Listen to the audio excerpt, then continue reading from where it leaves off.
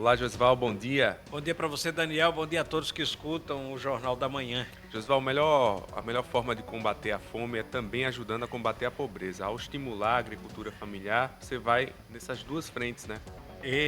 É um programa interessante, vem de algum tempo já, desde de muito tempo vem se reforçando, acho que lá no primeiro governo Lula e tal, a agricultura, a compra direta, começava a compra direta, ou seja, você comprar direto ao produtor, depois organizou, hoje tem as cooperativas, então e depois foi para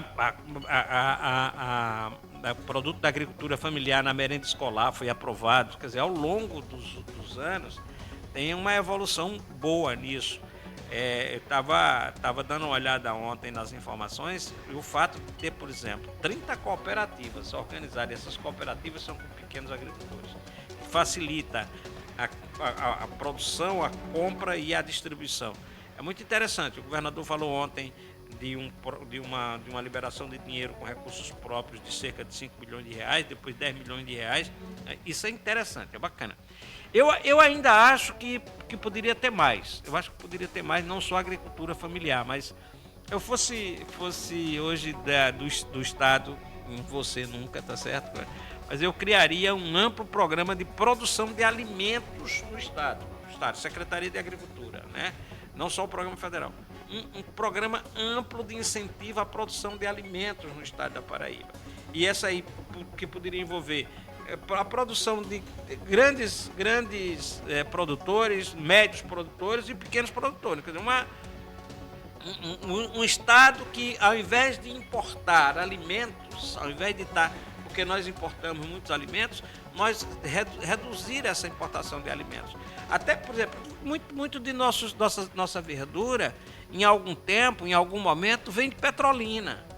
Certo? Nós já temos água da transposição de São Francisco suficiente no sertão do estado da Paraíba e aqui para não depender disso, para ter nossa própria produção. Então, talvez, além do programa de agricultura familiar, que é bacana, falte ao Estado realmente um plano de incentivo de produção de alimentos. Enquanto isso, os menores ali, né, na produção vão se unindo em cooperativas e isso tem salvado a economia regional. Lógico. Nos projetos de irrigação que foi feito aí, deixem área para os pequenos.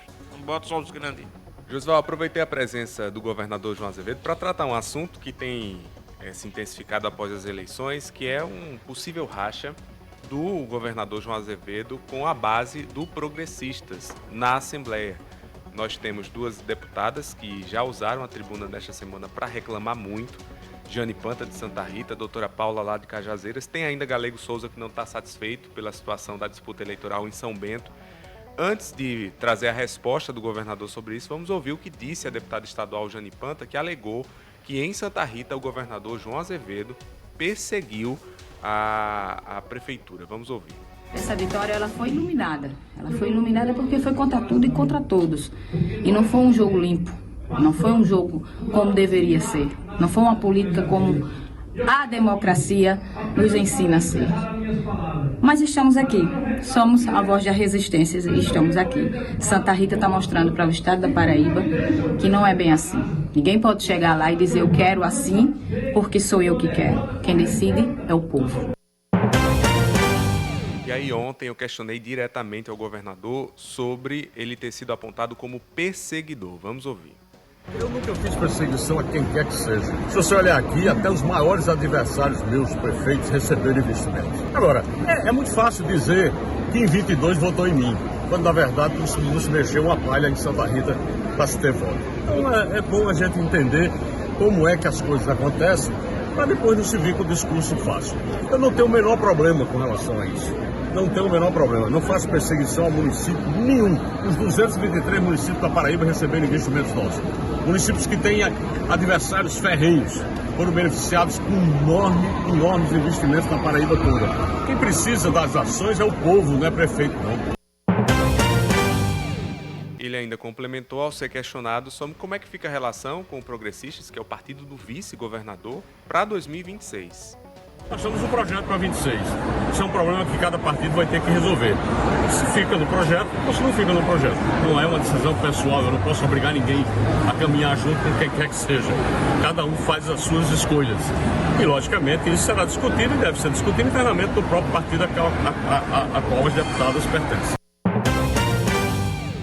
Na sua ótica, o governador passou essa bomba aí para Aguinaldo Ribeiro resolver? O governador, eu acho que ele perdeu a paciência.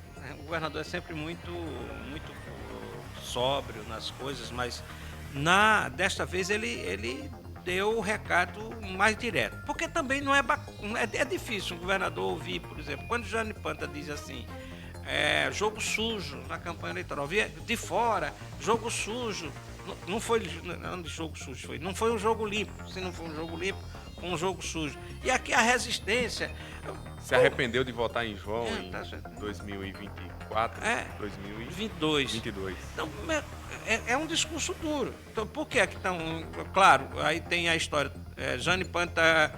Santa Rita está resistindo. Não, resistindo de quê? A quem e a quem? Então, lá ninguém pode disputar a eleição, só pode ser eles.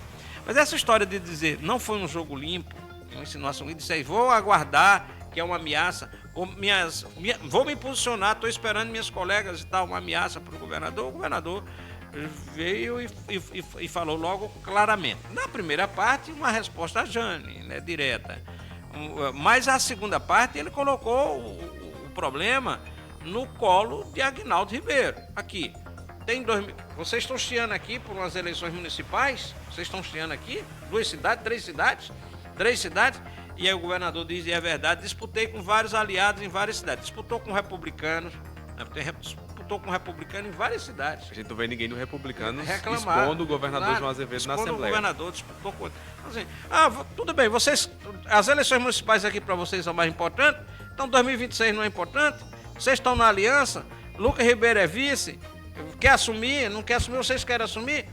Agora, veja bem, mesmo assim, mesmo se Aguinaldo controlar e levar para o governador dizendo assim, nem vai romper nada, mesmo assim já está plantada a mosca da desconfiança. Ou seja, assim, o pessoal se aquieta, toma posse que depois a gente dá o troco. E isso pode criar um problema muito grave.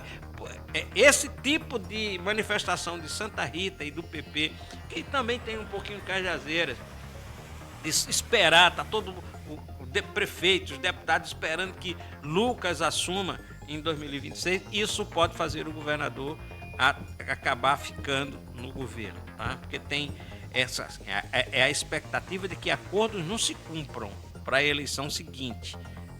Já vivemos isso na Paraíba com várias pessoas. Prefeito, aqui em João Pessoa, Luciano Cartaz não saiu, em várias cidades. Desconfia do vice, do grupo do vice, e não sai. Então, está nas mãos está no colo, está no colo de Aguinaldo Ribeiro, controlar a rebeldia e passar confiança. Se não passar confiança, 2026 não vai por esse projeto aí, não.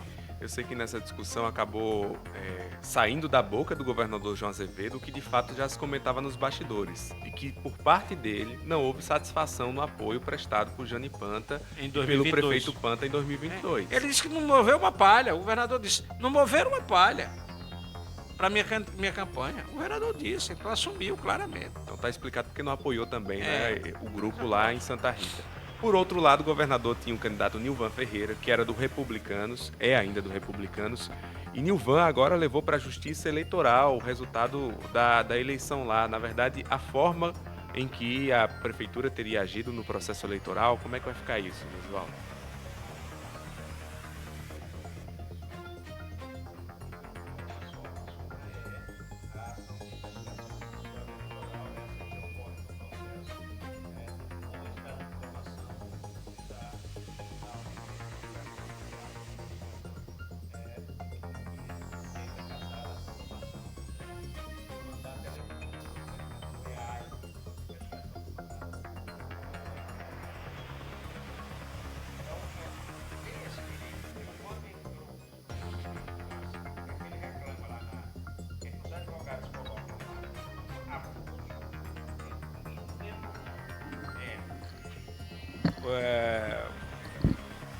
excesso de contratação.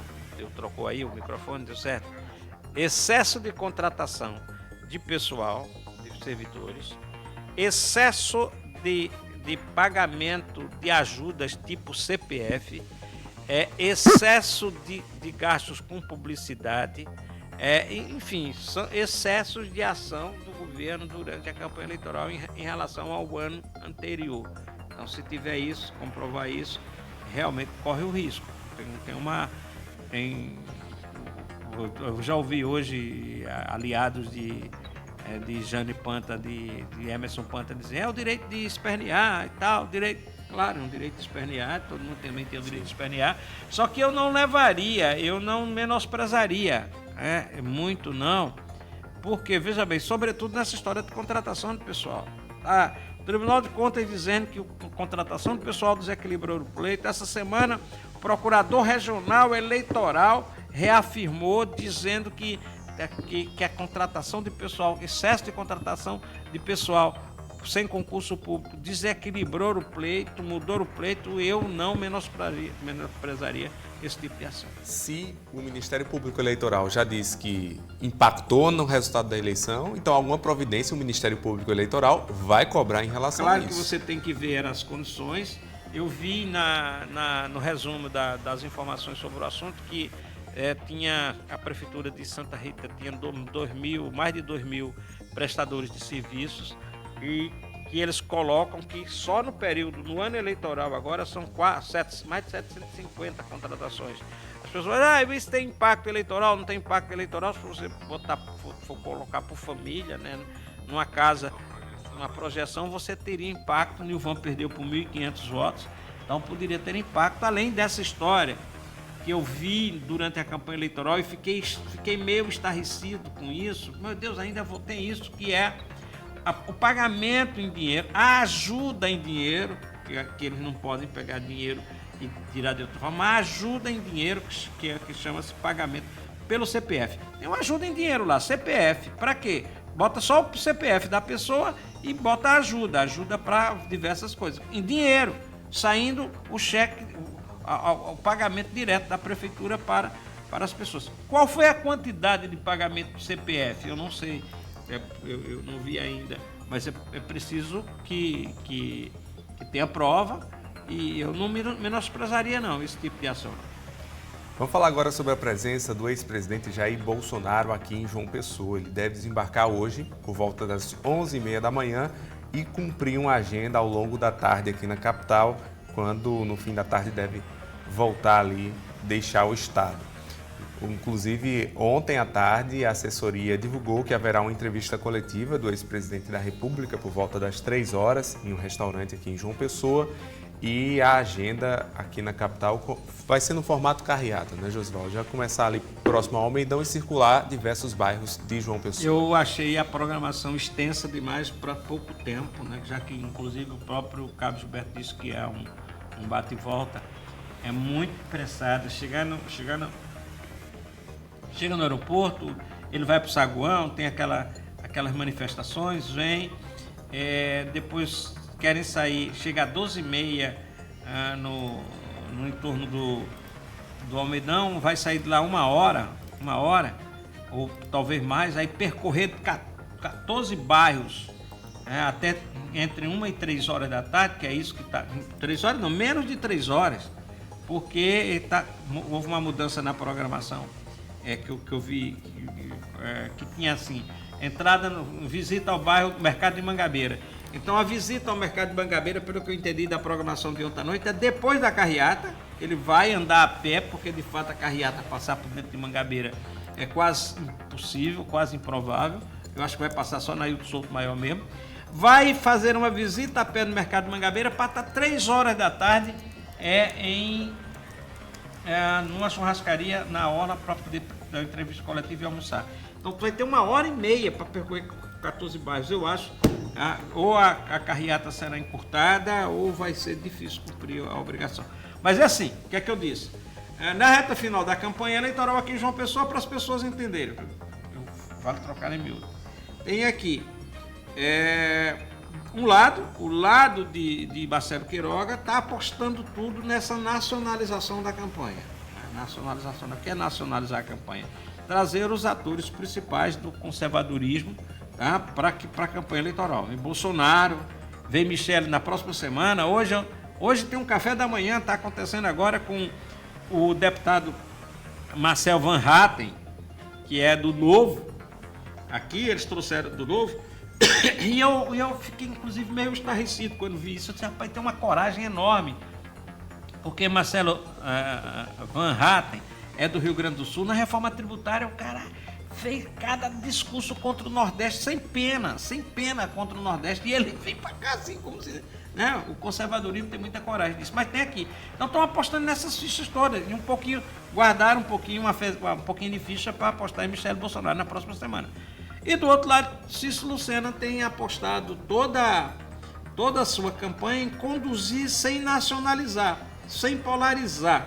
Ele está dedicando todo o seu tempo a ações com partidos, como essa semana Solidariedade, o Mobiliza, visitando obra, vai para os bairros, faz casseata por quê? Para quê? Para não... O PT entrou, mas ele não tentou fazer o discurso nacionalizado. Não chama Lula para o debate, não é? Não chama Lula para o debate para mostrar que é João Pessoa que está em jogo. Então são esses dois discursos que estão em voga aqui na reta final da campanha eleitoral. E hoje, Josival, a gente começa a trazer entrevistas desse segundo turno no programa Tá Na Hora, e no sábado também vai ter participação dos dois candidatos no Tambaú Debate. No Tambaú Debate no sábado, nós vamos ter os dois candidatos, não é um debate, mas vamos ter um debate comigo, tá certo? Vou fazer algumas perguntas, estou curioso para saber a posição deles sobre alguns fatos que estão na campanha, mas não estão explicados, e sobre problemas de João Pessoa que não estão bem abordados nos programas eleitorais até agora. E a gente vai fazer essa entrevista também no Tá Na Hora, né? Tá Na Hora, um pouco mais sobre campanha agora. Tá na Hora na TV Tambaú, a partir das 6h30 da noite, com o Michel Andrade, terá a nossa participação hoje e amanhã. Obrigado, Josival, até logo mais. Bom dia para você, Daniel, bom dia a todos. Intervalo, a gente volta já.